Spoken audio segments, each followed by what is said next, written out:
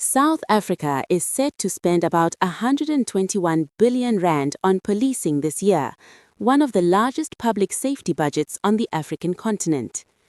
Yet, despite that enormous investment, the country remains one of the most violent societies in the world that is not at war. With a murder rate of roughly 45 per 100,000 people, South Africa stands far above most middle-income countries. So the question many citizens are asking is simple. Why isn't all that money making South Africans safer? Experts say the answer lies not only in the size of the police budget, but in how that money is spent, how the police service is structured, and how corruption and mismanagement have weakened the system. The size of the police budget.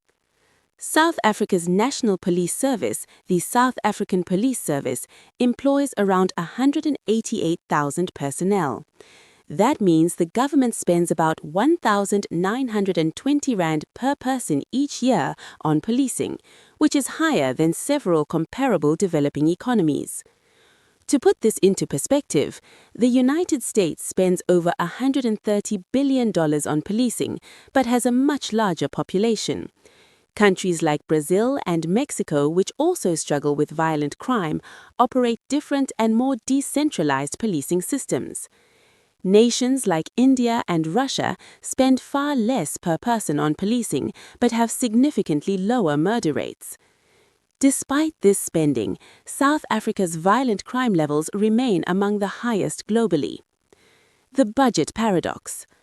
Experts say the real problem lies in how the budget is structured.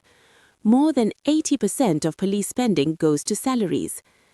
And a large portion of the remaining budget is spent on visible policing, including patrol units and public-facing operations.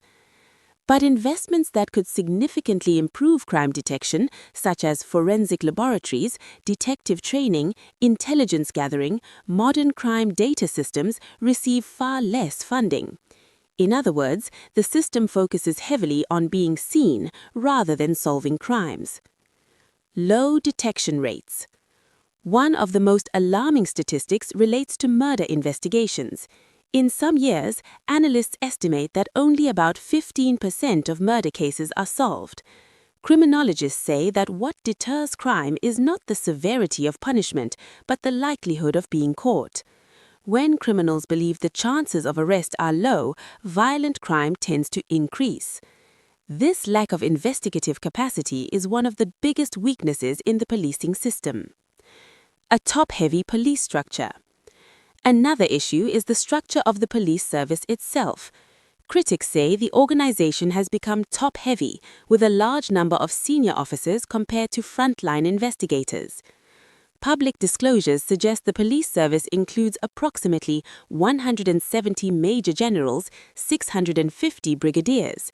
These high-ranking officers often earn significantly higher salaries than frontline personnel. Meanwhile, operational deployment remains limited. Only about 53% of police personnel are involved in operational duties, while 47% are assigned to administrative roles. This leaves many communities under-policed. Corruption and oversight concerns. Concerns about corruption have also plagued the police service. Several national inquiries have examined allegations of political interference and misuse of resources. One of the most significant investigations was the Zondo Commission, which exposed widespread state corruption. The inquiry cost more than 1 billion rand and resulted in the recovery of billions of rand in assets. However, critics argue that only limited criminal prosecutions have followed. More recently, the Matlanga Commission has begun examining issues within the policing system, including procurement corruption, misuse of intelligence funds, and alleged links between senior officers and organized crime. Rise of private security. As confidence in public policing declines, private security has grown rapidly. South Africa now has one of the largest private security industries in the world. Estimates suggest that around 2.7 million private security personnel operate in the country. That number vastly exceeds the number of active police officers. For many South Africans, safety now depends on whether they can afford private protection. A two-tier security system. Experts say this trend has created what they call a dual security system.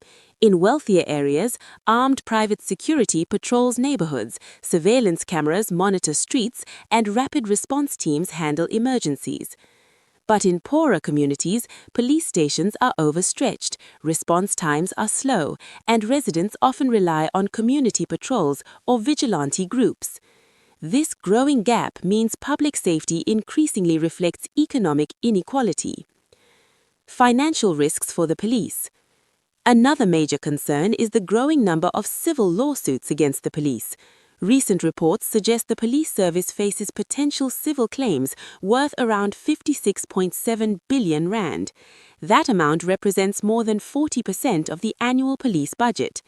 Analysts say these liabilities highlight deeper systemic failures in training, discipline, and oversight. Possible solutions. International research shows that major improvements in crime reduction usually come from institutional reform rather than simply increasing budgets. Experts say South Africa may need to focus on strengthening detective units, investing in forensic technology, improving intelligence-led policing, reducing administrative bureaucracy, and strengthening internal anti-corruption mechanisms. Cities in parts of Latin America and Eastern Europe have successfully reduced violent crime by adopting similar reforms. South Africa does not lack financial commitment to policing.